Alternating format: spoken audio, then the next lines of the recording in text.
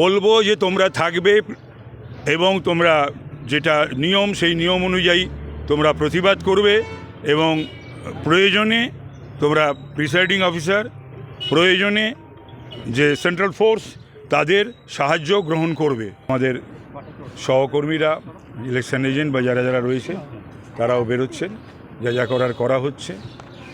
সুতরাং না, কিছু আমি যেটা শুনলাম কিছু কিছু জায়গায় প্রিসাইডিং অফিসার যে আপনাদের নামের লিস্ট, আরে নামের লিস্ট প্রিসাইডিং অফিসারের কাছে কেন থাকবে? আমার সই থাকবে অথবা ইলেকশন এজেন্টের সই করবে। প্রতিটি জায়গায় আমার সই রয়েছে। এই এক আর কয়েকটি জায়গা থেকে আমাদের পোলিং এজেন্টদের এক ঢুকতে দেওয়া হচ্ছে না, আর একটা বের করে দেওয়া হয়েছে। এগুলো আমি সঙ্গে সঙ্গে যাদের জানানোর সমস্ত জানিয়েছি।